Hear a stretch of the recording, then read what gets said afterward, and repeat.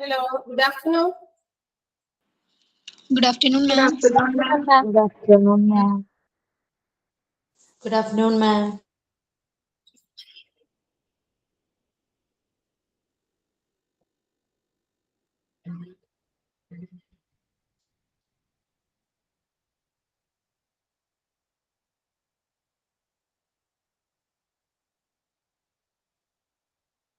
Good afternoon, ma'am.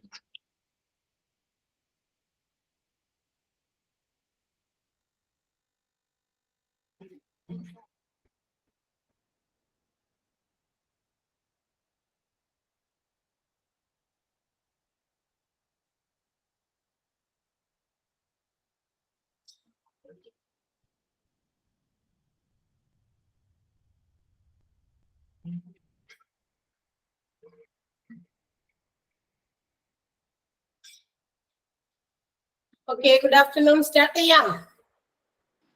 Yes, ma'am. Okay ആണല്ലോ, എല്ലാവരും ready അല്ലേ? Okay, ready, ma'am. ഓക്കെ, റെഡിയാണ്. So let start. എവിടെ വരെയാണ് നമ്മൾ എടുത്തത് കഴിഞ്ഞ ക്ലാസ്സിൽ? എല്ലാം ഓർമ്മയുണ്ടോ?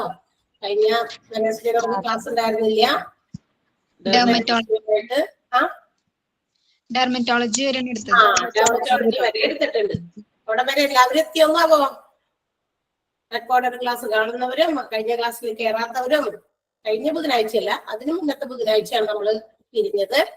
അന്നത്തെ ക്ലാസ്സുകൾ റെക്കോർഡഡ് ആയിക്കോട്ടെ, ലൈവ് ക്ലാസ് ആയിക്കോട്ടെ, അവിടെ വരെ ആണോ എന്ന് ഉറപ്പിച്ച് എല്ലാവരും ഒന്ന് കൺഫേം ചെയ്യാമോ? എല്ലാവരൊക്കെ അവിടെ വരെ എത്തിയിട്ടുണ്ടാവില്ല. എല്ലാവരും എത്തിയിട്ടുണ്ട്. Okay, yes.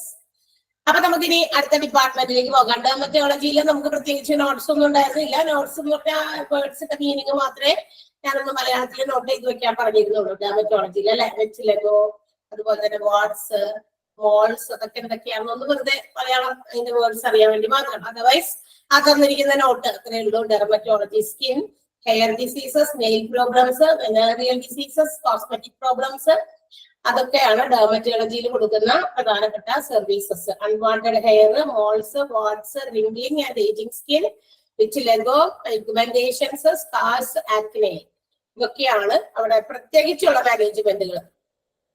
ഇനി നമ്മൾ അടുത്ത ഡിപ്പാർട്ട്മെന്റിലേക്ക് പോവുകയാണ്. That is ear nose throat department. ENT department എന്ന് നമ്മൾ അതിനെ ഷോർട്ടായി എടുപ്പിക്കും അല്ലെ. നമുക്ക് കുറച്ച് ഫെമിലിയർ ആയിട്ടുള്ള ഒരു ഡിപ്പാർട്ട്മെന്റ് ആണ് അല്ലെ. കൊച്ചുകുട്ടികളൊക്കെ ഉള്ള നമുക്കും അല്ല പലപ്പോഴും ചില ENT റിലേറ്റഡ് ആയിട്ടുള്ള കുറെ പ്രോബ്ലംസ് ഒക്കെ വരാറുണ്ട്. ഇയർ നോസ് ത്രോട്ട് സംബന്ധമായിട്ടുള്ളത്. അപ്പൊ അതുകൊണ്ട് തന്നെ നമ്മൾ അങ്ങനെയൊക്കെ ഉള്ള ഡിസീസസ് വരുമ്പോൾ നമ്മള് പോകുന്നത് ENT ഡിപ്പാർട്ട്മെന്റിലാണ്. And as the name indicates, it treats the problems or diseases which affect our ear, nose and throat. ആ പേര് സൂചിപ്പിക്കുന്നത് പോലെ തന്നെ നമ്മുടെ ഇയർ, നോസ്, ത്രോട്ട് സംബന്ധിക്കുന്ന അല്ലെങ്കിൽ അതിനെയൊക്കെ ബാധിക്കുന്ന ഡിസീസസിന് വേണ്ടിയിട്ടുള്ള ഒരു ഡിപ്പാർട്ട്മെന്റ് ആണ്. And the doctor who is handling this department is a specialized doctor who treats or who is well trained in such medical and also surgical treatment.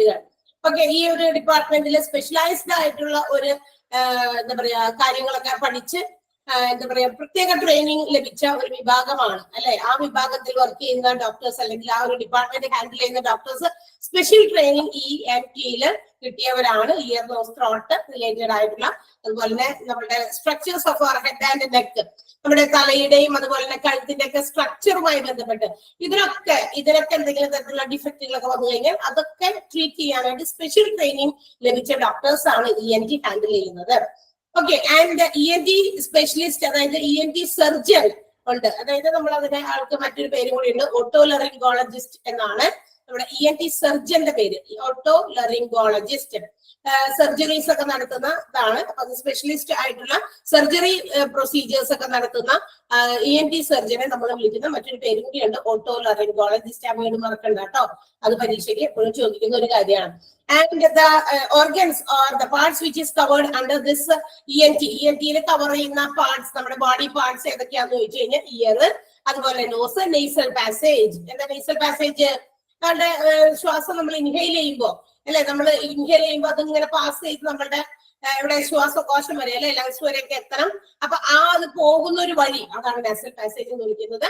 അത് പിന്നെ സൈനസിസ് ലാറിങ്സ് എന്ന് പറയുന്നത് നമ്മുടെ വോയിസ് ബോക്സ്, നമ്മുടെ വോയിസ് ബോക്സ് നമ്മളിപ്പോ ചുണ്ടരയ്ക്കാനൊന്നും ഒരാള് here ചെയ്യണമെന്നും നിർബന്ധമില്ല അല്ലെ. നമ്മളുടെ ഓപ്പോസിറ്റിൽ നിൽക്കുന്ന ഞാനിപ്പോ എന്തെങ്കിലും ഒരു കാര്യം കമ്മ്യൂണിക്കേറ്റ് ചെയ്യണമെങ്കിൽ എന്റെ ചുണ്ട് അനക്കിയാൽ അത് എന്റെ കേൾവിക്കാരൻ അത് കേൾക്കണമെന്ന് നിർബന്ധമില്ല അല്ലെ. അതിന്റെ ഒരു ആ ചുണ്ടനങ്ങുന്നതോടൊപ്പം ഒരു വോയിസ്, ഒരു സൗണ്ട് കൂടി നമ്മുടെ ഈ സൗണ്ട് ബോക്സിൽ നിന്ന്, വോയിസ് ബോക്സിൽ നിന്ന് വരുന്നതാണ് അല്ലെ. അപ്പോഴാണ് ആ വോയിസ് ബോക്സിനെയാണ് നമ്മൾ സയൻസസ് ലാരിങ്സ് എന്ന് വിളിക്കാം.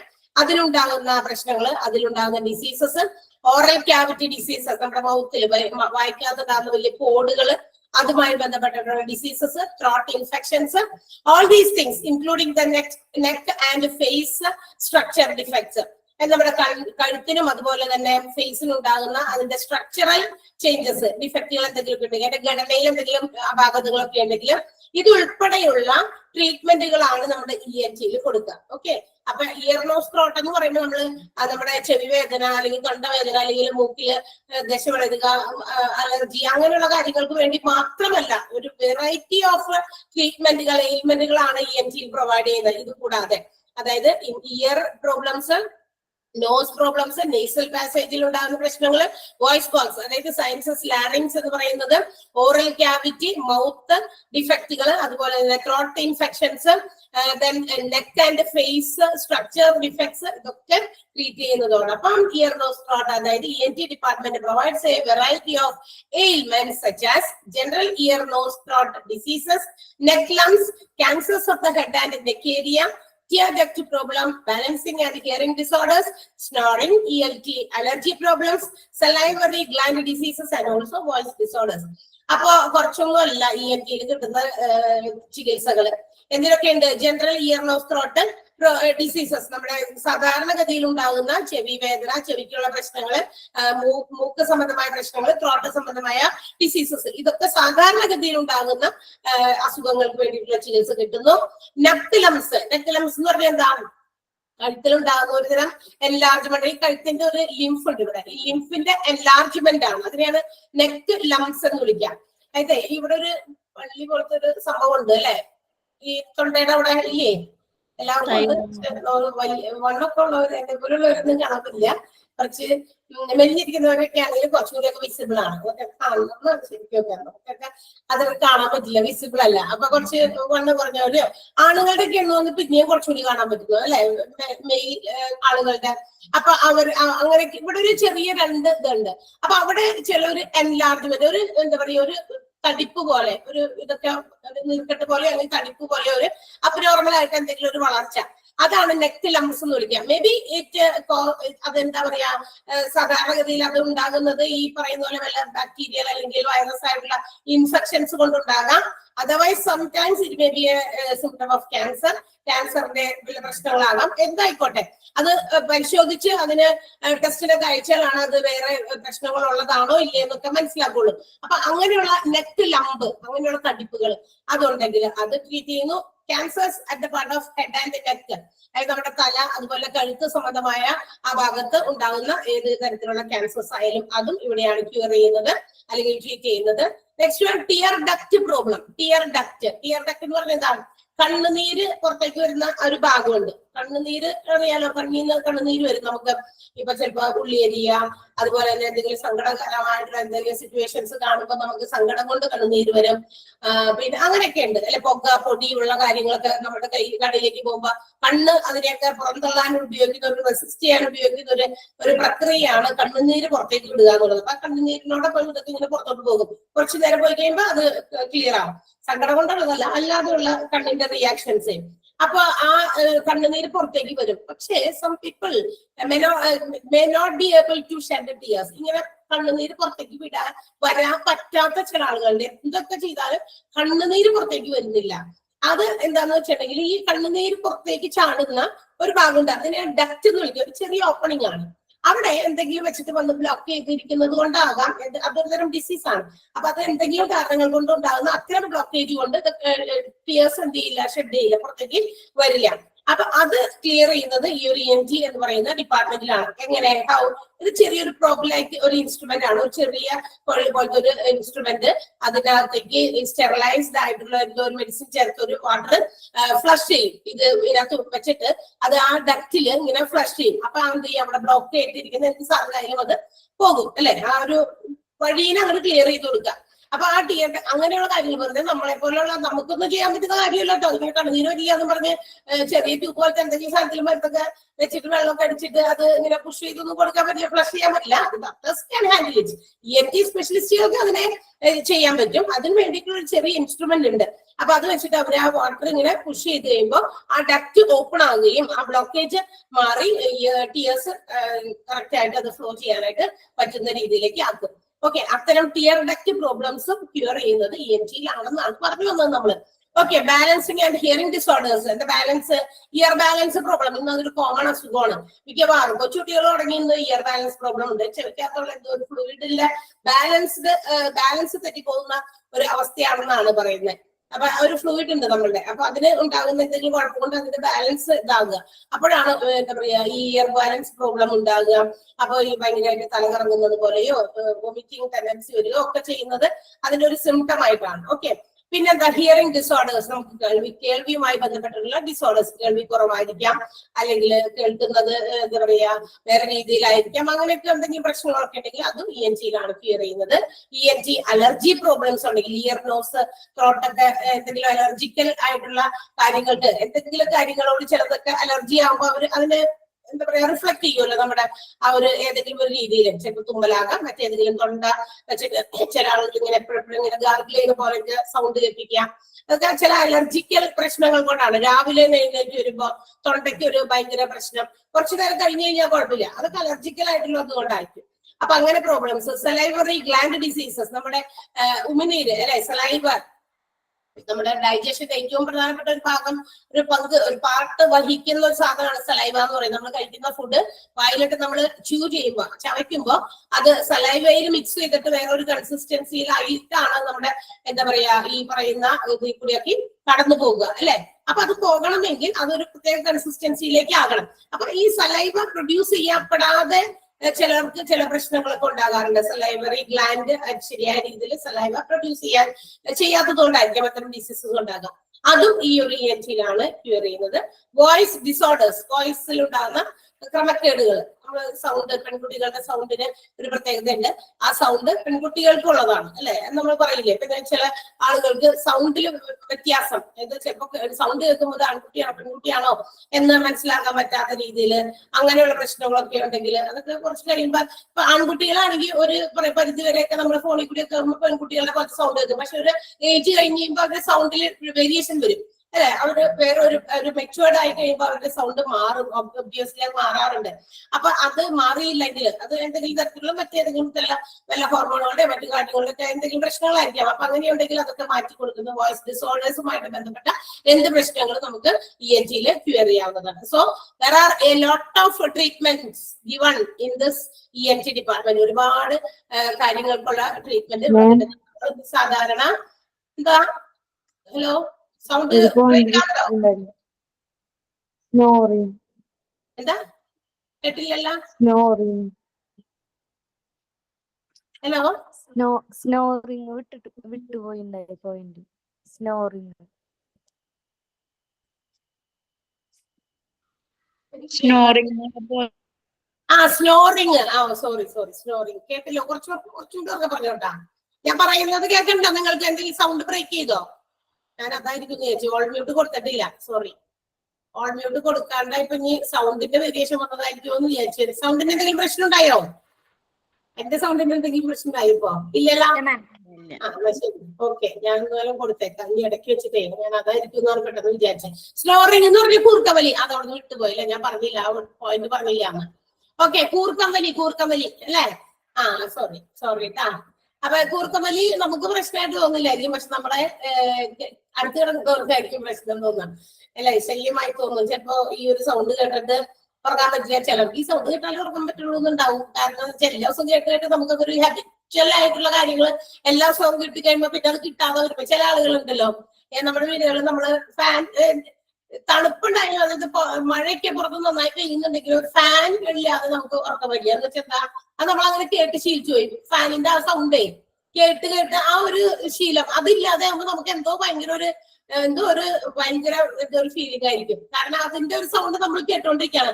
അപ്പൊ മറ്റു പുറത്തുനിന്നുള്ള എന്തെങ്കിലും അനാവശ്യ സൗണ്ടുകളൊക്കെ അടിക്കുന്ന സൗണ്ടുകളൊക്കെ ഉണ്ടെങ്കിൽ നമുക്ക് അതിലേക്ക് ശ്രദ്ധിക്കേണ്ടി വരില്ല. കാരണം ഈ ഫാനിന്റെ സൗണ്ട് ഓൾറെഡി അവിടെ വരുന്നതുകൊണ്ടേ അങ്ങനെയൊക്കെ ഉണ്ടാവാറുണ്ട്. ചിലർക്കൊക്കെ അങ്ങനെ ഉണ്ടാവാറുണ്ട്. അതുകൊണ്ടാണ് പറഞ്ഞത്.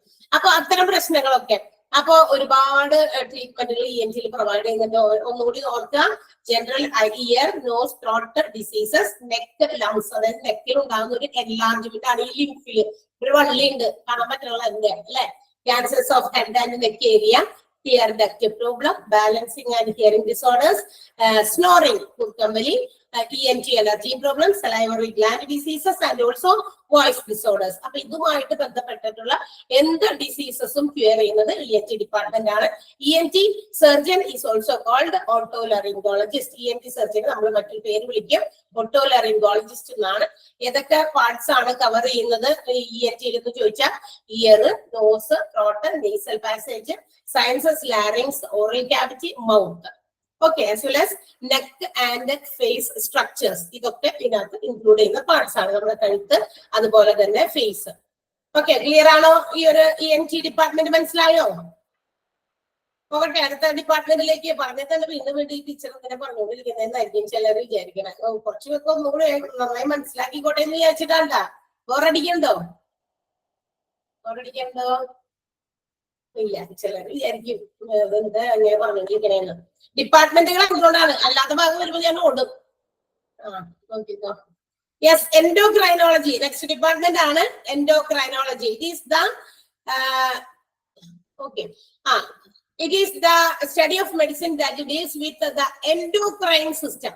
നമ്മുടെ എൻഡോക്രൈൻ സിസ്റ്റവുമായി ബന്ധപ്പെട്ടിട്ടുള്ള മെഡിസിൻസ് പ്രൊവൈഡ് ചെയ്യുന്ന ഒരു ഡിപ്പാർട്ട്മെന്റ് ആണ് അടുത്തത് എൻഡോക്രൈനോളജി. ആ വേർഡിൽ നിന്ന് തന്നെയുണ്ട് എൻഡോക്രൈൻ സിസ്റ്റം.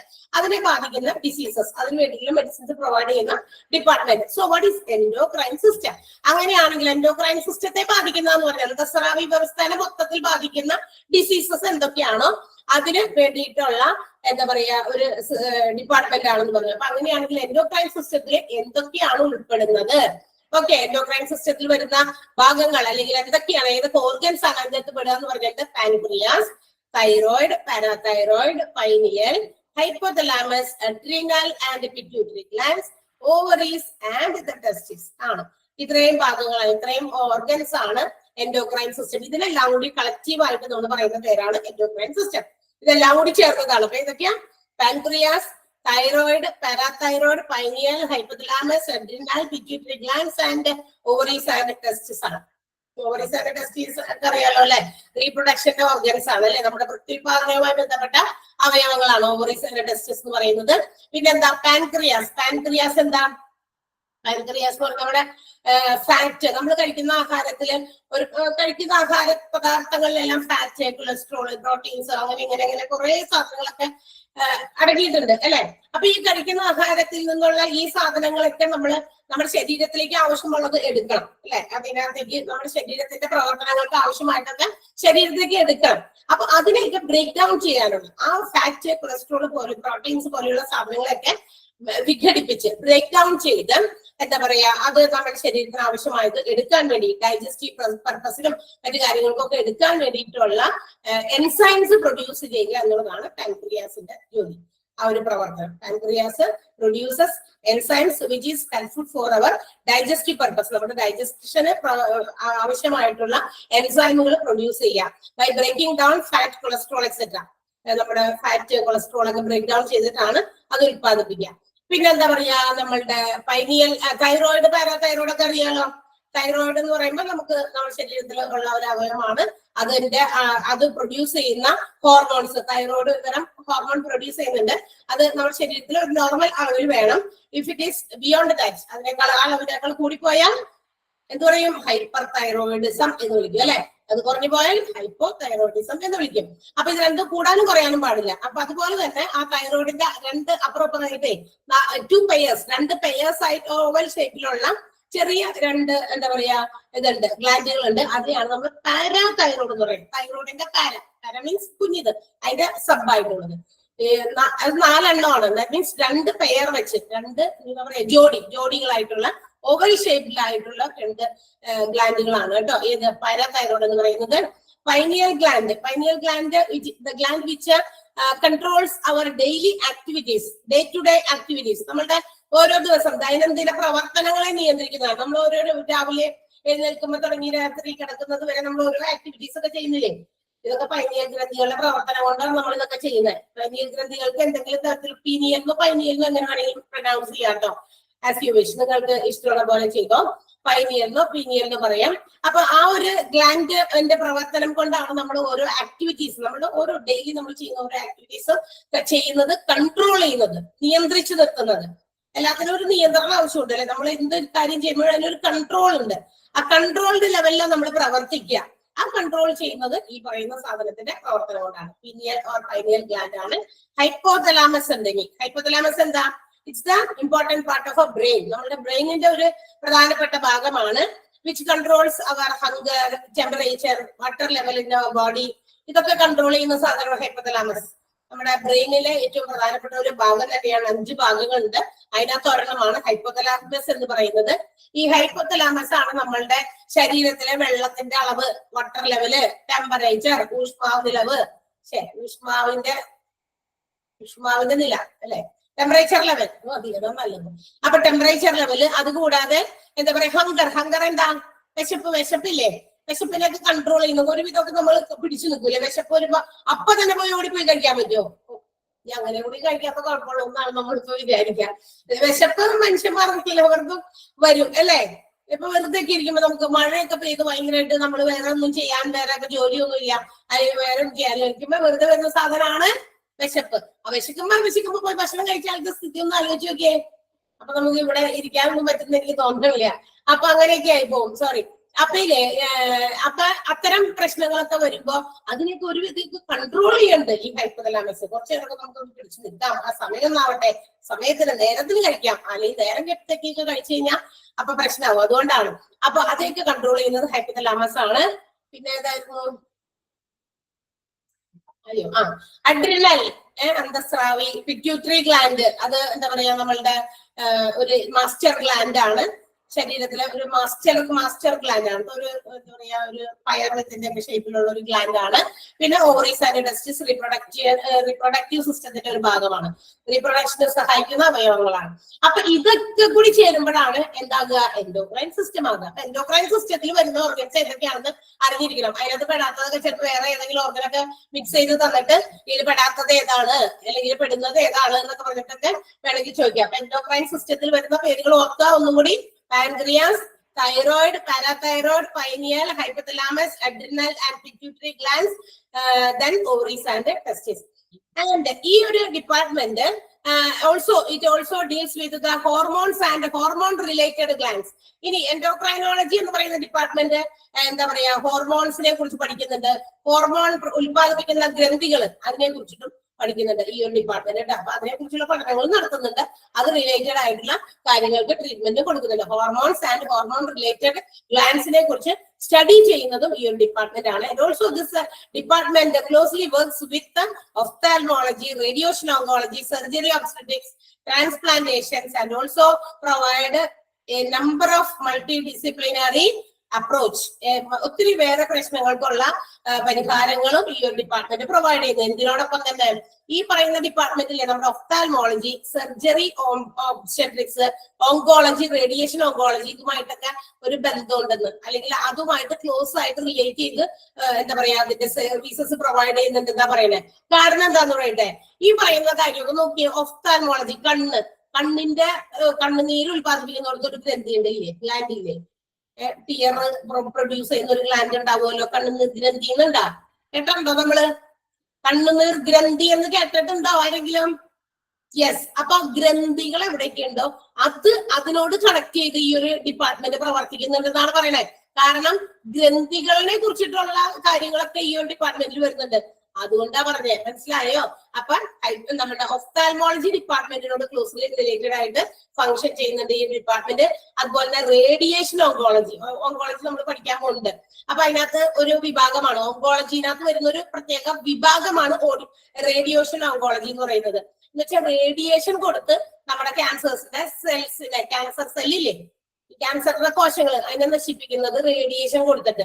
അപ്പൊ ആ റേഡിയേഷൻ കൊടുക്കുന്ന സമയത്തെ നമ്മുടെ ശരീരത്തിൽ ഒരുപാട് ഗ്രന്ഥികളുണ്ട്. ആ ഗ്രന്ഥികളിലേക്കൊക്കെ ചെന്ന് ഈ റേഡിയോ ആക്റ്റീവ് ഐസോട്ടോപ്സ് അതിൽ ചെന്ന് പാസ് ചെയ്യാം അല്ലെ, അതിന് കേടുകളൊക്കെ വരാൻ സാധ്യതയില്ല. അപ്പൊ അതുകൊണ്ട് ആ ഒരു ഗ്രന്ഥികളുമായിട്ട് റിലേറ്റ് ആയതുകൊണ്ട് തന്നെ അതും നമ്മുടെ എൻഡോക്രൈനോളജി ഡിപ്പാർട്ട്മെന്റ് എന്ത് ചെയ്യുന്നുണ്ട്, അതുമായിട്ട് ക്ലോസ് ചെയ്ത് വർക്ക് ചെയ്യുന്നുണ്ട്. സർജറി ഒബ്സ്റ്റട്രിക്സ് എന്താ, നമ്മുടെ ചൈൽഡ് ബർത്തിന്റെ ബിഫോർ, ഡ്യൂറിങ് ആൻഡ് ആഫ്റ്റർ. അതായത് കുഞ്ഞ് ഉണ്ടാകുന്നതിന് മുൻപ്, കുഞ്ഞുണ്ടാകാനുള്ള ആ ഒരു period, that means pregnancy period, after child birth അതായത് പോസ്റ്റ് പാർട്ടം പീരീഡ്. ഈ സമയത്ത് ഉണ്ടാകുന്ന മൊത്തം കാര്യങ്ങൾക്ക് വേണ്ടിയിട്ടാണ് നമ്മുടെ ഒബ്സ്റ്റട്രിക്സ് എന്ന് പറയുന്ന ഒരു ഡിപ്പാർട്ട്മെന്റ്. അപ്പൊ അതിനകത്ത് എന്തെങ്കിലും പ്രശ്നങ്ങളൊക്കെ ഉണ്ടെങ്കിൽ എന്താ പറയാ, പ്രഗ്നൻസി പീരീഡിൽ കൊച്ചുണ്ടാകുന്നതിന് അതിന്റെ തുടക്കം മുതലുള്ള സ്റ്റേജ്, അവിടെ നിന്ന് തുടങ്ങിയുള്ള ചികിത്സയുണ്ട് ഒബ്സ്റ്റട്രിക്സിൽ. അപ്പൊ ആ കുഞ്ഞുണ്ടാകാനുള്ള ആദ്യത്തെ സ്റ്റേജിലേക്ക് വരുന്നത് മുതൽ ആണ് ഈ പെൺകുട്ടിക്കും അമ്മയ്ക്കും കുട്ടിക്കും ഒരുപോലെ ട്രീറ്റ്മെന്റുകൾ കൊടുക്കേണ്ടത്. അപ്പൊ ഈ ഗ്രന്ഥികളൊക്കെ ആയിട്ട് റിലേറ്റഡ് ആണ്. അതുകൊണ്ട് തന്നെയാണ് ഈ ഒരു ഡിപ്പാർട്ട്മെന്റ് ക്ലോസ് ആയിട്ട് എൻഡോക്രൈനോളജി ഡിപ്പാർട്ട്മെന്റിനോട് ക്ലോസ് ചെയ്ത് വർക്ക് ചെയ്യുന്ന ഒരു ഡിപ്പാർട്ട്മെന്റ് കൂടിയാണ്. പിന്നെ ട്രാൻസ്പ്ലാന്റേഷൻസ്, പല അവയവങ്ങൾ നമ്മുടെ ഒരാളിൽ നിന്ന് മറ്റൊരാളിലേക്ക് ട്രാൻസ്പ്ലാന്റ് ചെയ്ത് വരുന്ന, അങ്ങനെ വരുമ്പോഴും ഈ ഒരു ഡിപ്പാർട്ട്മെന്റുമായിട്ട് ക്ലോസ് ആയിട്ട് വർക്ക് ചെയ്യുന്നുണ്ട്. ആൻഡ് ഓൾസോ ഇത് പ്രൊവൈഡ് ചെയ്യുന്ന ട്രീറ്റ്മെന്റുകൾ ഫോർ ഡയബറ്റിക്സിന്, nutrition problems, osteoporosis that means calcium bond disorders ആണ് അത്, pituitary gonad adrenal disorders, thyroid disorders, transgender and intersex medicine and also transplantations. ഇതും ഇവിടെ പ്രൊവൈഡ് ചെയ്യുന്നത്. ഡയബറ്റീസ് എന്താ, ഷുഗർ അല്ലെ, ഷുഗർ പ്രോബ്ലംസ്, ഷുഗറിന്റെ അളവ് നമ്മുടെ ശരീരത്തിൽ ആവശ്യത്തിനേക്കാൾ അധികമാകുമ്പോൾ ഡയബറ്റിക് ആകും. അപ്പൊ അത്തരം പ്രോബ്ലംസ്, ന്യൂട്രീഷൻ പ്രോബ്ലംസ്, ആവശ്യത്തിന് വേണമല്ലോ, ന്യൂട്രീഷൻസ് ആവശ്യത്തിന് വേണം, പക്ഷെ അത് കുറഞ്ഞാലും കൂടിയാലും പ്രശ്നമാണ്, അപ്പൊ ഒരു രോഗമായി മാറും. എന്ത് സാധനവും നമ്മുടെ ശരീരത്തിൽ ആവശ്യത്തിന് വേണം, ഒരു അളവുണ്ട്. തൈറോയ്ഡ് ആവശ്യത്തിന് വേണം. കാരണം ഈ തൈറോയ്ഡ് നമ്മളോട് ടെസ്റ്റ് ചെയ്യാൻ പറയുന്നത് എന്തിനാ, തൈറോയ്ഡ് ഓൾറെഡി നമ്മുടെ ശരീരത്തിൽ ഉള്ളതാണ്. ഓക്കെ, തൈറോയ്ഡ് ഗ്രന്ഥികൾ തൈറോയ്ഡ് ഉൽപ്പാദിപ്പിക്കും, നമുക്ക് ശരീരത്തിന് ആവശ്യം വേണ്ടിയിട്ടാണ് അത് പ്രൊഡ്യൂസ് ചെയ്യുന്നത്. പക്ഷെ if it is producing more hormones, ആ തൈറോയ്ഡ് ഗ്രന്ഥികൾ കൂടുതൽ തൈറോയ്ഡ് ഹോർമോണുകളെ പ്രൊഡ്യൂസ് ചെയ്യുമ്പോൾ എന്താകും, ഹൈപ്പർ ആകും. എന്ന് വെച്ചാൽ തൈറോയിഡിന്റെ അളവ് കൂടി നമ്മുടെ ശരീരത്തില്. എല്ലാ സാധനവും നമ്മുടെ ശരീരത്തിൽ ഇങ്ങനെ എടുക്കണം, ബാലൻസ്ഡ് ആയിട്ട്. ബാലൻസ്ഡ് ആകാന്ന് കേട്ടിട്ടില്ലേ, നമ്മളൊരു പണ്ടത്തെ ത്രാസ് കണ്ടിട്ടില്ലേ, ത്രാസ് പണ്ട് കടകളിലൊക്കെ വെയ് ചെയ്യാനായിട്ട് ഉപയോഗിക്കുന്ന ത്രാസ് ഇപ്പൊക്കെ ഡിജിറ്റലായി അല്ലെ, എല്ലാം ഡിജിറ്റായിട്ട് പ്രിന്റ് ചെയ്ത് വരും. ഇത്ര kg, ഇപ്പൊ kg തന്നെ വേണമെന്ന് നിർബന്ധമൊന്നുമില്ല, 100 grams ഒക്കെ നമുക്ക് ഒറ്റ ഇതിലൊക്കെ തൂക്കാനായിട്ട് പറ്റും. മറ്റേത് പണ്ട് 2 അപ്പുറം സാധനം, അതിനകത്ത് കുറെ വെട്ടിപ്പുകളൊക്കെ പറ്റും അല്ലെ. ആ മൊത്തത്തിൽ ഇങ്ങനെ ചിലവരിങ്ങനെ കൈ പിടിച്ചിട്ട് തൂക്കും. അപ്പൊ ആ ഒരു സ്പ്രിങ് ആക്ഷൻ ആണ് അല്ലെ, അതിന്റെ ആ ഒരു പോയിന്റ് ചെയ്തിരിക്കുന്ന സൂചി നേരെ ലെവലിൽ തന്നെ അപ്പുറം വെച്ചിരിക്കുന്ന സാധനം കറക്റ്റ് രണ്ടും ഒപ്പം നിൽക്കണം, അപ്പോഴാണ് അത് ബാലൻസ്ഡ് ആകുക. അപ്പൊ അത് ബാലൻസ്ഡ് ആകുക എന്ന് പറയും, ഈക്വൽ ആയിട്ടുള്ള മെഷർമെന്റ് രണ്ടെണ്ണത്തിലും വേണം. അതുപോലെ നമ്മുടെ ശരീരത്തിലും എല്ലാ സാധനവും എന്താ പറയാ ബാലൻസ്ഡ് ആയിട്ടുള്ള ഒരു ക്വാണ്ടിറ്റിയിലാണ് വേണ്ടത്. തൈറോയിഡ്, ഷുഗർ, അതുപോലെ തന്നെ ബ്ലഡ് പ്രഷർ, പിന്നെ എന്താ പറയാ പ്രോട്ടീൻസ്, ഫാറ്റ്, കൊളസ്ട്രോള്, വൈറ്റമിൻസ് എല്ലാം ബാലൻസ്ഡ് ആകണം. ഏതെങ്കിലും ഒരു സാധനത്തിന്റെ അളവുകൾ കൂടിപ്പോയി കഴിഞ്ഞാൽ ഇറ്റ് ബിക്കംസ് എ ഡിസീസ്, അതെന്തായി മാറും, രോഗമായി മാറും. അപ്പൊ ഇതുപോലെ തന്നെ ഷുഗർ കൂടിയാലും ഡയബറ്റീസ് ആവും, ന്യൂട്രീഷന്റെ അളവ് കൂടിയാലും കുറഞ്ഞാലും പ്രശ്നമാകും. Osteoporosis, calcium bond disorders, calcium കുറവുകൊണ്ടേ എല്ലുകൾക്കൊക്കെ പൊടിയലും എല്ല് തേയ്മാനം ഒക്കെ കേട്ടിട്ടില്ലേ നമ്മള്, ഓസ്റ്റിയോപോറസിസ് എന്ന് പറയുന്ന എല്ല് സംബന്ധമായ രോഗമാണ്. അപ്പൊ അത്, പിന്നെ pituitary gonad adrenal disorders, pituitary ഗ്രന്ഥികളുമായിട്ട് ബന്ധപ്പെട്ടിട്ട് നമ്മളുടെ ഈ സെക്ഷൽ ഡിസോർഡേഴ്സുമായിട്ട് ബന്ധപ്പെട്ടിട്ടൊക്കെ ഗ്രന്ഥികളുടെ എന്തെങ്കിലുമൊക്കെ ഡിസീസസ് കൊണ്ടേ സെക്ഷൽ ഡിസോർഡേഴ്സ് വരാനായിട്ടുള്ള സാധ്യതകളുണ്ട്. അപ്പൊ അത്തരം കാര്യങ്ങൾ, തൈറോയിഡ് ഡിസോർഡേഴ്സ് കൂടിയാലും കുറഞ്ഞാലും അതൊക്കെ ട്രീറ്റ് ചെയ്യും. എൻഡോക്രൈനോളജിയിൽ ട്രാൻസ്ജെൻഡർ, ഇന്റർസെക്സ്, അതായത് എന്താ പറയാ ഒരു ജെൻഡറിൽ നിന്ന് മറ്റൊരു ജെൻഡറായിട്ട് മാറുക, ഇന്റർസെക്സ് എന്താ പറയാ ഒരു സെക്സിൽ തന്നെ അങ്ങോട്ടും ഇങ്ങോട്ടും. അപ്പൊ അങ്ങനെയൊക്കെയുള്ള കാര്യങ്ങൾക്ക് വേണ്ടിയിട്ടുള്ള മെഡിസിൻസ്, ട്രാൻസ്പ്ലാന്റേഷൻസ്, ഇതെല്ലാം തന്നെ നമ്മുടെ എൻഡോക്രൈനോളജി സിസ്റ്റത്തിലാണ് ട്രീറ്റ് ചെയ്യുന്നത്. അപ്പൊ ഒത്തിരി ഡിസീസസ് ഇവിടെ ഹാൻഡിൽ ചെയ്യുന്നുണ്ട് ഈ ഒരു ഡിപ്പാർട്ട്മെന്റ്. അത് മാത്രമല്ല ഈ ഒരു ഡിപ്പാർട്ട്മെന്റ് എൻഡോക്രൈനോളജി വർക്ക്സ് ക്ലോസ്ലി വിത്ത് ഡാഷ് എന്ന് ചോദിച്ചു കഴിഞ്ഞാൽ ഏതൊക്കെയാണെന്ന് കൂടി ഓർത്തിരിക്കുക. Ophthalmology, radiation oncology, surgery, obstetrics and transplantation, അത് ഓർത്തിരിക്കണം. പിന്നെ എന്താ പറയാ, ഏതൊക്കെയാണ് എൻഡോക്രൈൻ സിസ്റ്റത്തിൽ ഇൻക്ലൂഡ് ചെയ്യുന്ന ഓർഗൻസ്, അതിന്റെ പേരുകൾ ഓർത്തിരിക്കണം. പിന്നെ ഏതൊക്കെയാണ് എൻഡോക്രൈനോളജിയിൽ മൾട്ടി ഡിസിപ്ലിനറി അപ്രോച്ച് കൊടുക്കുന്നത്, ഏതൊക്കെ കാര്യങ്ങൾക്ക് വേണ്ടിയിട്ടുള്ളതാണ്, ഏതൊക്കെ മെഡിക്കൽ പ്രോബ്ലംസ് ആണ് ട്രീറ്റ് ചെയ്യുന്നത് എന്നുള്ളത് അതും ഓർത്തിരിക്കണം. ഓക്കെ, അപ്പൊ 3 കാര്യങ്ങളാണ് പ്രധാനമായിട്ടും ഓർത്തിരിക്കേണ്ടത് ഈ ഒരു ഡിപ്പാർട്ട്മെന്റിൽ. ക്ലിയർ ആണോ? ഓക്കെ അല്ലേ? യെസ്. അപ്പൊ നമുക്ക് അടുത്ത ഡിപ്പാർട്ട്മെന്റിലേക്ക് പോയാലോ? Okay. Yes, next department is geriatrics. നമുക്കറിയാം geriatrics is the department, well equipped department with the doctors and the nurses which provide quality patient care for elderly patients or those who are suffering from a wide range of illness and who seek treatment for. അതായത് നമ്മളുടെ ഏറ്റവും കൂടുതൽ എന്താ പറയാ, നല്ല പ്രായമായവർക്ക്, അതായത് പ്രായം ചെന്നവർക്ക് ഏറ്റവും നല്ല രീതിയിലുള്ള ക്വാളിറ്റി ആയിട്ടുള്ള ഒരു പേഷ്യന്റ് കെയർ പ്രൊവൈഡ് ചെയ്യുക എന്നുള്ള ഉദ്ദേശത്തോട് കൂടിയിട്ടുള്ള എന്താ പറയാ എല്ലാ തരത്തിലുള്ള എക്യുപ്മെന്റ്സും അതുപോലെ തന്നെ സ്പെഷ്യലൈസ്ഡ് ആയിട്ടുള്ള ഡോക്ടേഴ്സും ഇൻക്ലൂഡ് ചെയ്ത് അവരെല്ലാവരും കൂടി ചേർന്ന് ഇത്തരം ആളുകൾക്ക് വേണ്ടി മാത്രം ഉള്ള ഒരു ഡിപ്പാർട്ട്മെന്റ് ആണ് ജെറിയാട്രിക്സ് എന്ന് പറയുന്ന ഡിപ്പാർട്ട്മെന്റ്. അപ്പൊ അതിനകത്ത് എന്താണ്, വെൽ എക്യുപ്ഡ് ആയിരിക്കണം എന്ന് വെച്ചാൽ വയസ്സായവരാകുമ്പോൾ അവർക്ക് വേണ്ടിയിട്ട് ഒത്തിരി എന്താ പറയാ എക്യുപ്മെന്റുകൾ അത്യാവശ്യമായിട്ടായിരിക്കും. കാരണം ഒത്തിരി പ്രായം ചെന്നവരാകുമ്പോൾ നടക്കാനോ ഒക്കെ ബുദ്ധിമുട്ടുണ്ടാകും. അപ്പൊ അവരെ കൊണ്ടുവരാനും കൊണ്ടുപോകാനൊക്കെ അതിന് വേണ്ടിയിട്ടുള്ള ഫെസിലിറ്റീസ് അല്ലെ വേണം. പിന്നെ അതുപോലെ അവര് കിടന്ന ബെഡ് റിട്ടൺ ആയിട്ടുള്ള ആളുകളാണെങ്കിൽ അവരെ കിടത്തി ചികിത്സിക്കാൻ വേണ്ടിയിട്ടുള്ള എക്യുപ്മെന്റുകൾ വേറെ ഉണ്ട്, അത് വേണം. അങ്ങനെ ബെഡ് റിട്ടൺ ആയിട്ടുള്ള ആളുകൾക്ക് പ്രൊവൈഡ് ചെയ്യേണ്ട facilities, because they cannot move, അവർക്ക് അങ്ങോട്ടും ഇങ്ങോട്ടും പോകാനോ ഇറങ്ങാനോ നടക്കാനോ പറ്റില്ലാത്തതുകൊണ്ട് അവർക്ക് എന്താ പറയാ ഇപ്പൊ ടോയ്ലറ്റിൽ പോകാനൊന്നും പറ്റൊന്നുമില്ലല്ലോ. അപ്പൊ അതുപോലെ യൂറിൻ പാസ് ചെയ്യാനൊക്കെ പോകാനൊക്കെ എഴുന്നേറ്റ് പോകാനൊക്കെ പറ്റില്ല. അപ്പൊ അതിന് വേണ്ടിയുള്ള എക്യുപ്മെന്റ്, അതുകൊണ്ടാണ് പറഞ്ഞേക്കുന്നത് വെൽ എക്യുപ്ഡ് ആയിട്ടുള്ള ഒരു ഡിപ്പാർട്ട്മെന്റ് ആണ്. അപ്പൊ ഈ വയസ്സായവർക്ക് ആയതുകൊണ്ട് തന്നെ അവർക്ക് വേണ്ടി ഉപയോഗിക്കേണ്ട ചില എക്യുപ്മെന്റുകളൊക്കെ തീർച്ചയായിട്ടും ആ ഒരു ഡിപ്പാർട്ട്മെന്റിൽ വേണം. And also they have to be given quality patient care. മാത്രമല്ല നല്ല രീതിയിലുള്ള ഒരു പേഷ്യന്റ് കെയർ കൊടുക്കണം എന്നുള്ളതാണ് geriatrics department. And what are the wide range of illness, അവർക്ക് വരാൻ സാധ്യതയുള്ള ആ പ്രധാനപ്പെട്ട ആ വൈഡ് റേഞ്ച് ആയിട്ടുള്ള രോഗങ്ങൾ എന്തൊക്കെയാണെന്ന് പറയുന്നുണ്ട്. Stroke, gastroenterology, diabetes, locomotors problems, syncope and bone disease.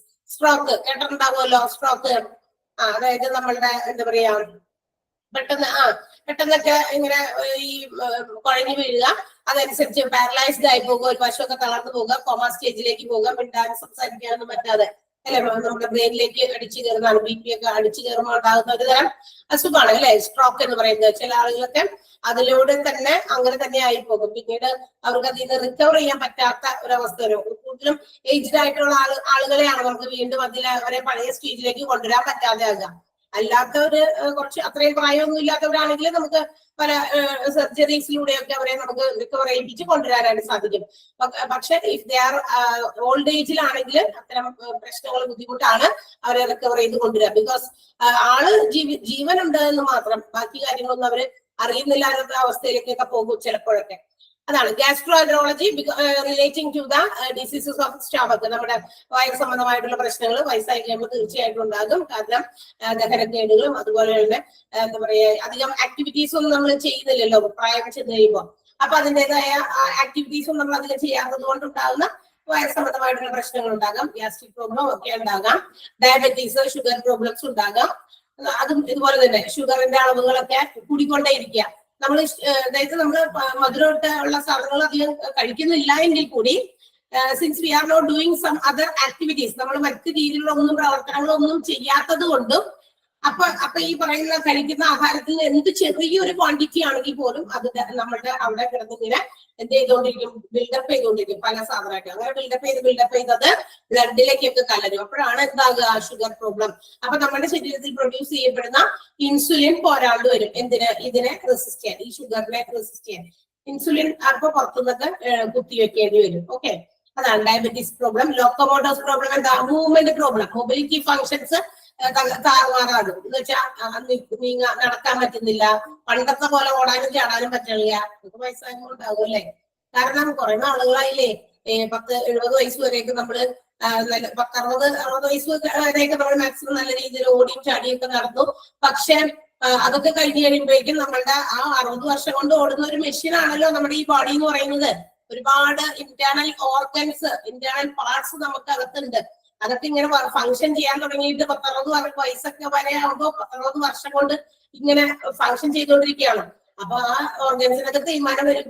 തീർച്ചയായിട്ടും അതിന്റെ സിംറ്റംസ് അതൊക്കെ തേഞ്ഞു തുടങ്ങി, അല്ലെങ്കിൽ അതിന്റെ ഫങ്ഷൻസ് ഒക്കെ നിൽക്കാൻ പോണു എന്ന സൂചന നമ്മുടെ ബോഡി റിഫ്ലക്ട് ചെയ്തുകൊണ്ടിരിക്കും. എനിക്ക് വയ്യാണ്ടായി തുടങ്ങിയിരിക്കുന്നു, പ്രായമായിക്കൊണ്ടിരിക്കുന്നു എന്നൊക്കെ നമ്മുടെ ബോഡി പ്രതികരിക്കാൻ തുടങ്ങും.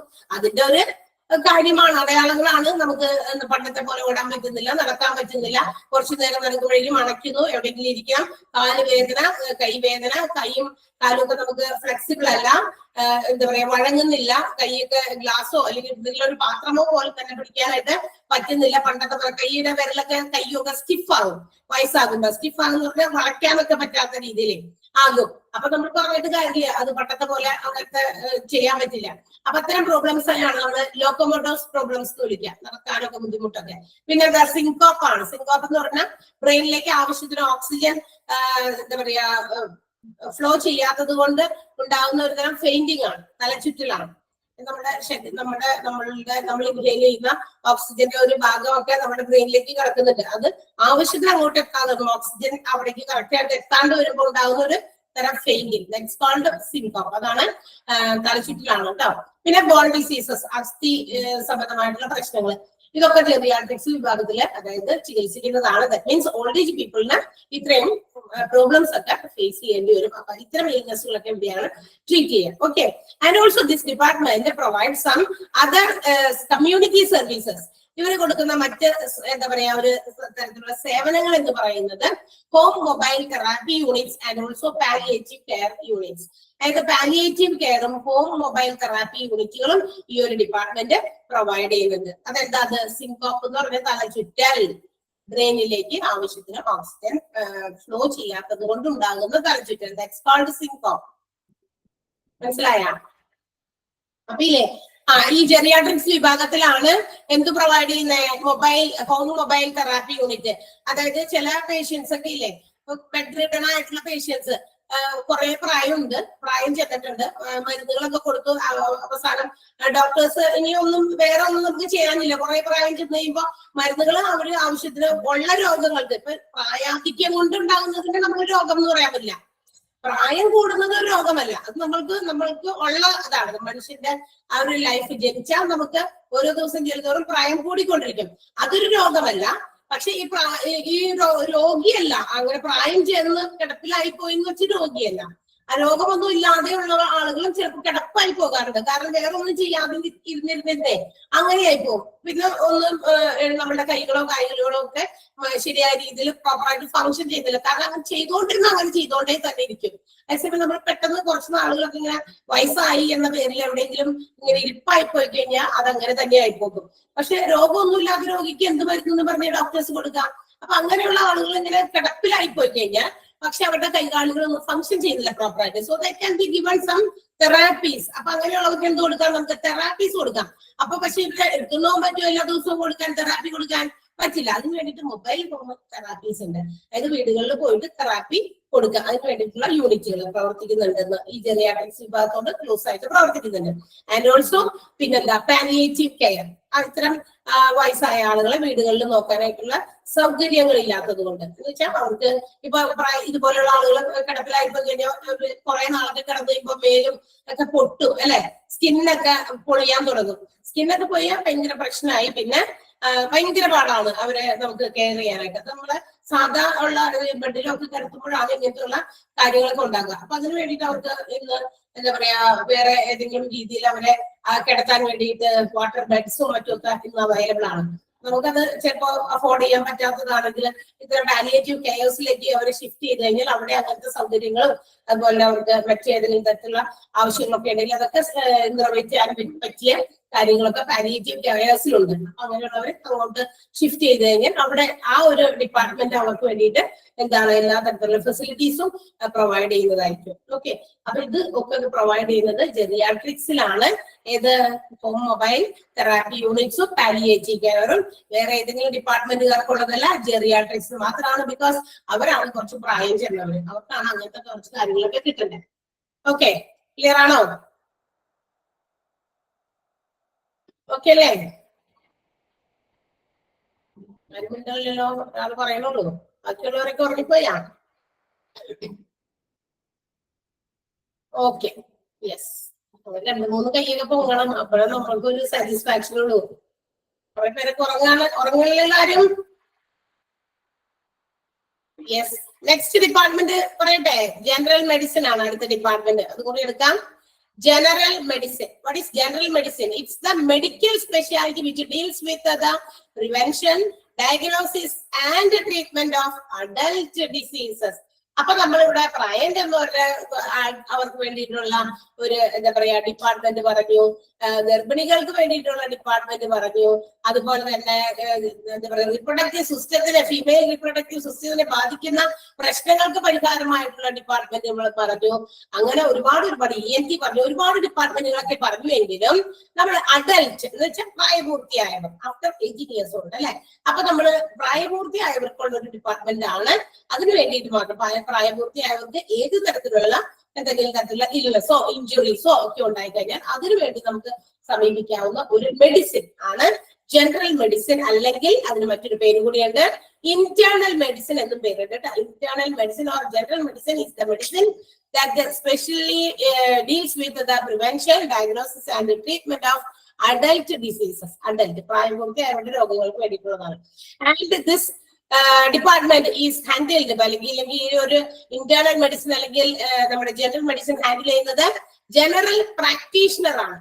Is also known as GP, general practitioner. അതിന്റെ ഒരു ഷോർട്ട് ഫോം ആണ് GP അല്ലെങ്കിൽ ഫിസിഷ്യൻ. നമ്മൾ സാധാരണ ഫിസിഷ്യൻ എന്ന് പറഞ്ഞ വാക്കാണ് ഉപയോഗിക്കുക. നമ്മൾ GP എന്ന് നമ്മൾ ചിലപ്പോൾ ആദ്യമായിട്ട് കേൾക്കുന്നതായിരിക്കാം അല്ലെ. ജനറൽ പ്രാക്ടീഷണർ അല്ലെങ്കിൽ GP അല്ലെങ്കിൽ physician who is not a specialised doctor in any particular area. ഏതെങ്കിലും ഒരു പ്രത്യേക വിഭാഗം കോൺസെൻട്രേറ്റ് ചെയ്ത് പഠിച്ച് ട്രെയിനിങ് കിട്ടിയ ഒരു ഡോക്ടർ അല്ല ഇത്.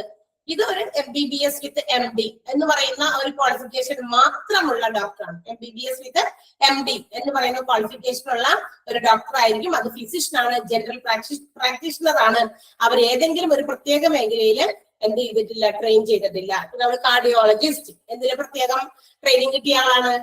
പറഞ്ഞേ, കാർഡിയോളജിസ്റ്റ് എന്തിലാണ് പ്രത്യേകം ട്രെയിനിങ് കിട്ടിയ? ഏത് വിഭാഗമാണ്? ഹാർട്ട് അല്ലെ. അപ്പൊ നമ്മൾ പറഞ്ഞല്ലോ എൻഡോക്രൈനോളജി എന്തിനാണ്? എൻഡോക്രൈൻ സിസ്റ്റത്തിൽ അല്ലെ. പീഡിയാട്രിക്സ് എന്തിനാണ്? ഇൻഫൻസ് ആൻഡ് ചിൽഡ്രൻ അല്ലെ. അങ്ങനെ ഓരോ വിഭാഗത്തിലും ഓരോ പ്രത്യേക രീതിയിലുള്ള ട്രെയിനിങ് എടുത്ത ആളുകളാണ് അങ്ങനെ. അത് പക്ഷെ ഇവിടെ ജനറൽ മെഡിസിൻ ഒരു ഫിസിഷ്യൻ ആയിരിക്കും.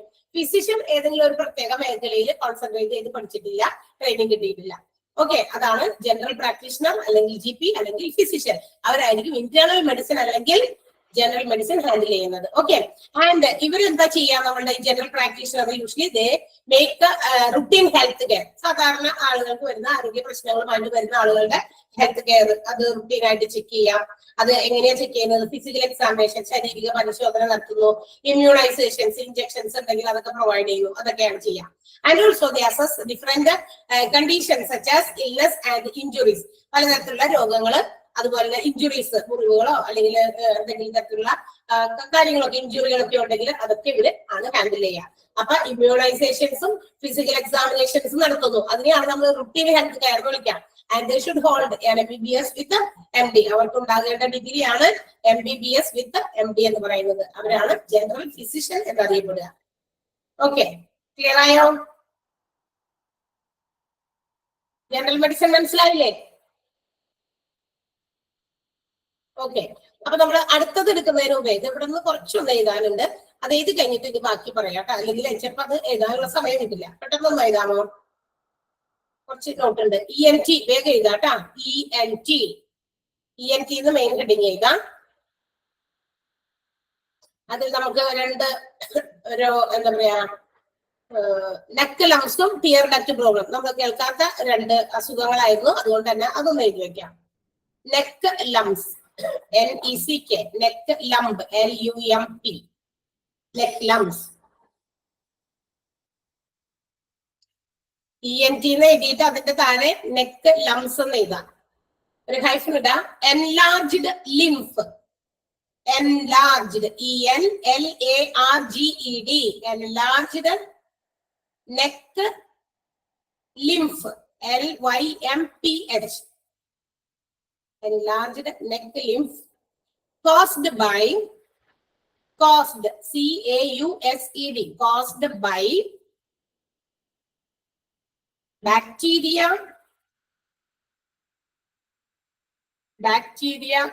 viral infections,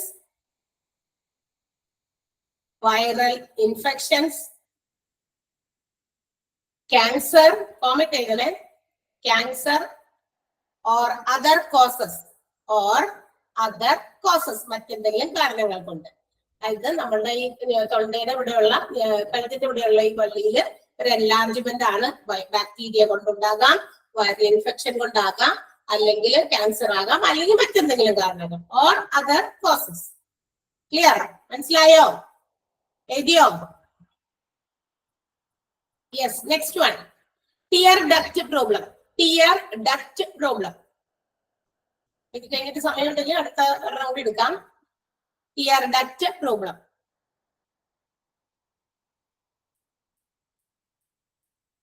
ഹൈഫനേറ്റഡ് എഴുതാം. using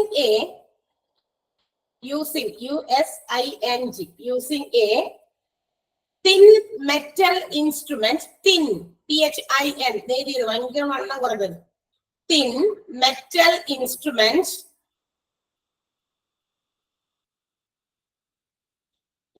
passes, PASSES, passes through the, through, THROUGH, through the tear duct, tear duct, TUCT, duct,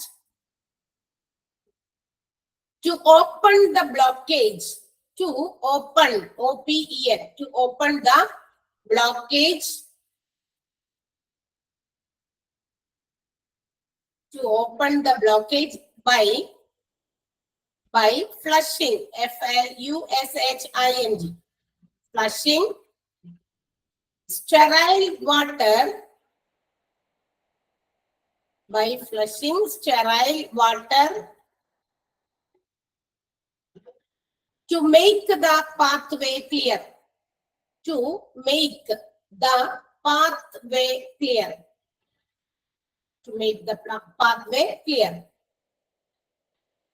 ഇത് കണ്ണുനീര് ഒഴുകുന്ന വഴി ക്ലിയർ ആക്കാൻ വേണ്ടിയാ, ബ്ലോക്കേജ് മാറ്റി കൊടുക്കാൻ വേണ്ടിയിട്ട് ഒരു ചെറിയ മെറ്റൽ ഇൻസ്ട്രുമെന്റ് അതിനകത്ത് സ്റ്റെറൈൽ വാട്ടർ വെച്ചിട്ട് ഫ്ലഷ് ചെയ്യുന്നു. അങ്ങനെ ആ ബ്ലോക്കേജ് ഇല്ലാണ്ടാക്കി കൊടുക്കുന്നു. ഓക്കെ, എഴുതിയല്ലോ? Tear duct problem. Yes. Next one, endocrinology കേട്ടോ. Endocrinology, endocrinology.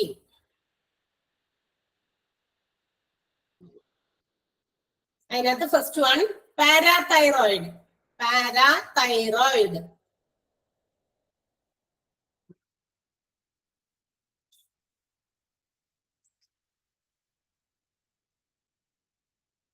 പാരാതൈറോയിഡ് എഴുതിയോ?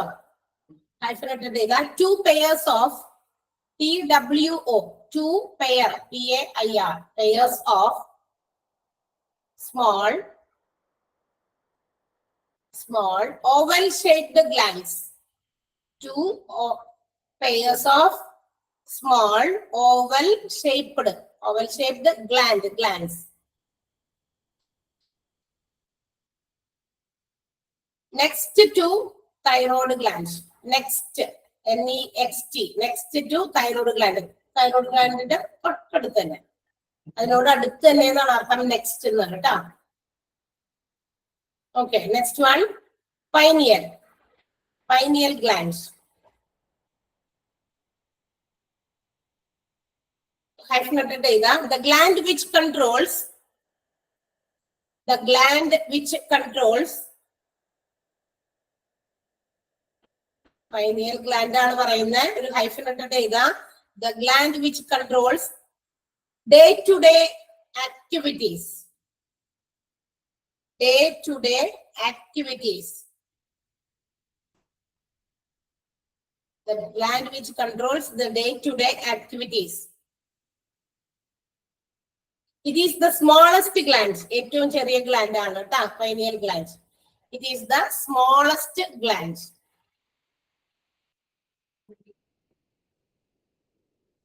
എഴുതിയോ? pineal gland എഴുതിയോ? Yes, next one. Hypothalamus. Hypothalamus. Next one. Hypothalamus. Hyphenated data. A part of brain. A part of brain which controls. A part of brain which controls temperature. Temperature. Temperature. Temperature, comma water level. Water level, comma hunger. Hunger, Hunger. Hunger.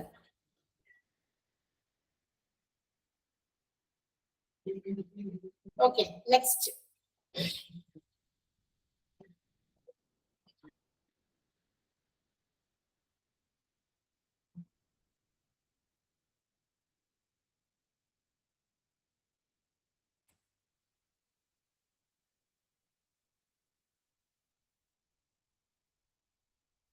Next geriatrics ചെയ്താട്ടാ. Geriatrics. Geriatrics. അതില് first one എഴുതേണ്ടത് locomotors problem. Locomotors problem.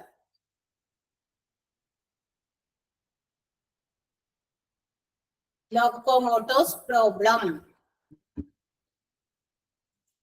Mobility functions such as mobility functions, functions such as sit, stand, gait, gait, etc. ഇരിക്കാനും നടക്കാനും നിൽക്കാനും ഒക്കെ പറ്റാത്ത ഒരു അവസ്ഥ, അങ്ങനെയുള്ള മൂവിങ് ഫങ്ഷൻസിനെ ബാധിക്കുന്നതാണ് ലോക്കോമോട്ടോസ് പ്രോബ്ലം. എഴുതിയോ? Yes. Next one syncope. Syncope എഴുതിയില്ല. mobility functions such as sit, stand, gait, etc. ഇരിക്കുക, നടക്കുക, എന്താ പറയാ, എഴുന്നേൽക്കുക എന്നുള്ള ആക്ടിവിറ്റീസ്, ആ മൂവ്മെന്റുകളൊക്കെ ചെയ്യാൻ പറ്റാതിരിക്കുമ്പോഴാണ് ലോക്കോമോ. അത് ആ പ്രശ്നങ്ങൾക്ക് ഒരുമിച്ച് പറയുന്ന പേരാണ് locomotors problem. Next one syncope. Syncope. Fainting, Fainting, fainting due to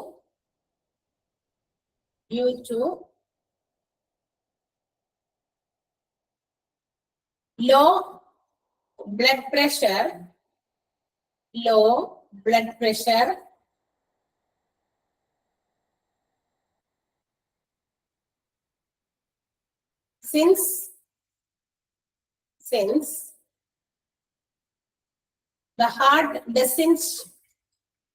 since the heart doesn't pump enough oxygen to brain.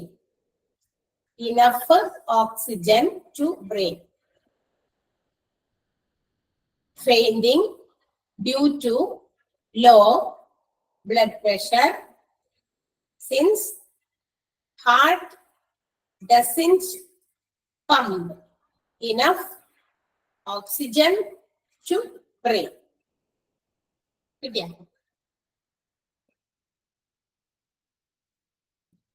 എഴുതിയോ എല്ലാവരും?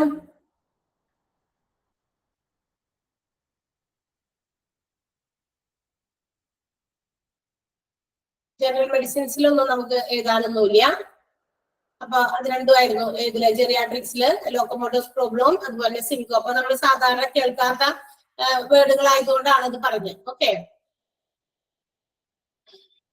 Okay yes. അടുത്ത ഒരു ഡിപ്പാർട്ട്മെന്റ് എന്താണെന്ന് ജസ്റ്റ് ഒന്ന് വെറുതെ പറയാം. എന്തായാലും അടുത്ത ദിവസം ഞാൻ വീണ്ടും ഒന്നുകൂടി പറയണം. വെറുതെ 2-3 മിനിറ്റ് ഉണ്ട്. വെറുതെ നമ്മൾ എന്തിനാ പാഴാക്കുന്നത് അല്ലെ.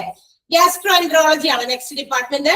Gastro enterology which deals with the abdominal related medicine. അതായത് നമ്മുടെ സ്റ്റോമക് റിലേറ്റഡ് ആയിട്ടുള്ള ഡിസീസസിന് വേണ്ടിയിട്ടുള്ള മെഡിസിൻസ് പ്രൊവൈഡ് ചെയ്യുന്ന ഡിപ്പാർട്ട്മെന്റ് ആണ് ഗ്യാസ്ട്രോ എൻട്രോളജി. അബ്ഡോമിനൽ എന്ന് പറഞ്ഞാൽ സ്റ്റൊമക് കേട്ടോ. അബ്ഡോമിനൽ റിലേറ്റഡ് ഡിസീസസിന് വേണ്ടിയിട്ടുള്ള ഡിപ്പാർട്ട്മെന്റ് ആണ് ഗ്യാസ്ട്രോ എൻട്രോളജി എന്ന് പറയുന്നത്. ആൻഡ് ഈ പറയുന്ന ഒരു ഡിപ്പാർട്ട്മെന്റിൽ ഇത് എന്താ നടക്കുന്നത്? Diagnosis and treatment which affect the oesophagus, stomach, small intestine, large intestine, liver, pancreas, gall bladder, colon and rectum. നമ്മുടെ വയറിനകത്തുള്ള കുറെ ഓർഗൻസിന്റെ പേരാണ് ഈ പറഞ്ഞതൊക്കെ.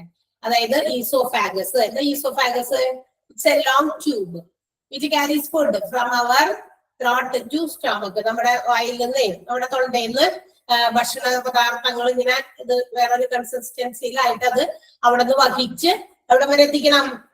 ഇവിടെ നിന്ന് കിട്ടുമ്പോ താഴെ നേരെ ചെന്ന് ഇട്ടും എന്ന് പറഞ്ഞ വീടാണോ? അല്ല, അതിങ്ങനെ പതുക്കെ ആ ഒരു ഈസോഫാഗസിന്റെ ഇതിനകത്തൊക്കെ തട്ടി തട്ടി തട്ടി അങ്ങനെ തട്ടുന്നതും ഒരു ഡൈജഷന്റെ ഭാഗമാണ് കേട്ടോ.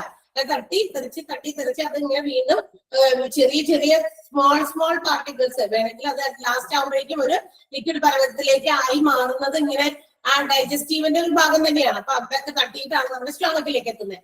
അപ്പൊ അവിടേക്ക് എത്തിക്കാൻ വേണ്ടിയിട്ടുള്ള കുഴലാണ് ഈസോഫാഗസ്, സ്റ്റൊമക്. പിന്നെ സ്മോൾ ഇൻറ്റസ്റ്റൈൻ, വൻകുടലും ചെറുകുടലും, സ്മോളും ലാർജും കേട്ടോ. ആ ലാർജ് ഇൻറ്റസ്റ്റൈനിന്റെ മറ്റൊരു പേരാണ് കോളൻ എന്ന് പറയുന്നത്. പിന്നെ ലിവർ, പാൻക്രിയാസ് നമ്മൾ നേരത്തെ പറഞ്ഞു എൻസൈംസ് പ്രൊഡ്യൂസ് ചെയ്യുന്ന ഓർഗനാണ്. അതുപോലെ ഗാൾ ബ്ലാഡർ ഉണ്ട്. ഗാൾ ബ്ലാഡർ എന്ന് പറഞ്ഞു കഴിഞ്ഞാൽ ഇറ്റ്സ് എ സാക്ക്. നമ്മുടെ ഈ എന്താ പറയാ ലിവറിന്റെ അടിയിൽ കാണുന്ന ഒരു സാക്കാണ്, സഞ്ചിയോ അങ്ങനെയൊക്കെ. പിന്നെ കോളൻ ആൻഡ് റെക്ടം അല്ലേ.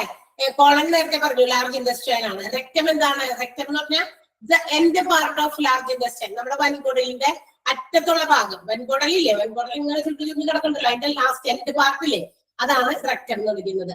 അപ്പൊ ഇതിനൊക്കെ ഉണ്ടാകുന്ന ഏതെങ്കിലുമൊക്കെ ഡിസീസസ് എഫക്ട് ചെയ്ത് കഴിഞ്ഞാൽ അതിനു വേണ്ടിയിട്ടുള്ള ഡിപ്പാർട്ട്മെന്റ് ആണ് ഗ്യാസ്ട്രോ എൻട്രോളജി.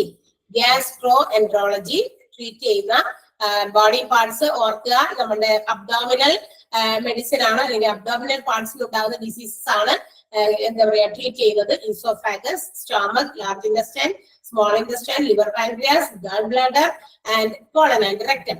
ആൻഡ് ഇതിനകത്താണ് നമ്മളുടെ എന്ത് നടക്കുക? ഇത് ഇവിടെയൊക്കെ അസുഖങ്ങൾ ഉണ്ടെന്ന് എങ്ങനെ മനസ്സിലാക്കുക? By the way of endoscopy കേട്ടോ. വയറിനകത്ത് സംബന്ധമായിട്ടുള്ള രോഗങ്ങൾ ഐഡന്റിഫൈ ചെയ്യാനുള്ള ഒരു ടെസ്റ്റിംഗ് രീതിയാണ് എൻഡോസ്കോപ്പി. എൻഡോസ്കോപ്പി കൂടിയാണ് അത് നടത്തുക അല്ലെ. അതിനു വേണ്ടിയിട്ട് എൻഡോസ്കോപ്പി ആരും ചെയ്യാം? ഡോക്ടേഴ്സ് ചെയ്യും. And also special nurses are posted in this department. ഈ ഒരു ഡിപ്പാർട്ട്മെന്റിലെ അപ്പോയിന്റ് ചെയ്യപ്പെട്ടിരിക്കുന്ന നഴ്സസ് സാധാരണ നഴ്സിംഗ് പഠിച്ചവരായിരിക്കില്ല. ഈ പറയുന്ന ഗ്യാസ്ട്രോഎൻട്രോളജിയില് എൻഡോസ്കോപ്പി ഒക്കെ ചെയ്ത് അതിന്റെ റിസൾട്ട് ഒക്കെ എടുത്ത് അതിൽ മാത്രമല്ല they have to also perform bowel investigations. ഇവർക്ക് എന്താ പറയാ ഈ വയറ് സംബന്ധമായിട്ടുള്ള ചില പ്രശ്നങ്ങൾക്ക് ഇൻവെസ്റ്റിഗേഷൻസ് നടത്തേണ്ടി വരും. അപ്പൊ അതിനൂടെയും കേപ്പബിൾ ആയിട്ടുള്ളവരാണ് ഈ പറയുന്ന ഡിപ്പാർട്ട്മെന്റിൽ അപ്പോയിന്റ് ചെയ്തിരിക്കുന്ന പോസ്റ്റ് ചെയ്തിരിക്കുന്ന സ്പെഷ്യൽ നഴ്സസ്. അപ്പൊ വെറും BSc നഴ്സസ് മാത്രമായിരിക്കില്ല കേട്ടോ. അപ്പൊ അതിനകത്ത് BSc നഴ്സ് മാത്രമല്ല, അതിൽ തന്നെ ഈ ഗ്യാസ്ട്രോഎൻട്രോളജിയിൽ കൂടുതൽ കോൺസെൻട്രേറ്റ് ചെയ്ത് പഠിച്ചിരിക്കുന്ന എന്താ പറയുക നഴ്സസ് ഉണ്ടെങ്കിൽ അവരെ ആയിരിക്കും നമുക്ക് ഈ ഒരു ഡിപ്പാർട്ട്മെന്റിൽ പോസ്റ്റ് ചെയ്യാം. കാരണം they have to perform such investigations. നമ്മുടെ വയറ് സംബന്ധമായിട്ടുള്ള ഇൻവെസ്റ്റിഗേഷൻസ് ഒക്കെ നടത്താനായിട്ട് അവർക്കേ പറ്റുള്ളൂ. അപ്പൊ അതുകൊണ്ടാണ് അങ്ങനെയുള്ള നഴ്സസിനെ പോസ്റ്റ് ചെയ്യുന്നത്. അപ്പൊ അതിന് വേണ്ടിയുള്ള ഡിപ്പാർട്ട്മെന്റ് ആണ്. അപ്പൊ ഏതൊക്കെ ഭാഗങ്ങളാണ് നോക്കുക? Oesophagus, large intestine, small intestine, liver, pancreas, gall bladder, then colon and rectum. And ഈ ഒരു ഡിപ്പാർട്ട്മെന്റിലാണ് നമുക്ക് നമ്മൾ കേട്ട് നല്ല പരിചയമുള്ള ഒരു വാക്കാണ് എൻഡോസ്കോപ്പി നടക്കുന്നത് ഈ ഒരു ഡിപ്പാർട്ട്മെന്റിലായിരിക്കും. Special nurses will be posted in this department to make the bowel investigations. Okay, നമ്മൾ എന്റെ നോട്ട് അടുത്ത ദിവസം ചെയ്താട്ടോ. ഓരോന്നിന്റെ എന്താണ് ഈസോഫാഗസ് എന്താണെന്ന്, ഗാൾ ബ്ലാഡർ എന്താണെന്നൊക്കെ, റെക്ടം എന്താണെന്നൊക്കെ എഴുതി തരാം അടുത്ത ദിവസം. വായിച്ചാൽ മനസ്സിലാവുമല്ലോ അല്ലെ. കുഞ്ഞൊരു ഡിപ്പാർട്ട്മെന്റ് ആയിരുന്നു ഗ്യാസ്ട്രോഎൻട്രോളജി. ബുദ്ധിമുട്ടില്ലല്ലോ പഠിക്കാനത്? ഓക്കെ അല്ലേ എല്ലാവരും? Yes, okay. Then see you next day. Bye. Thank you.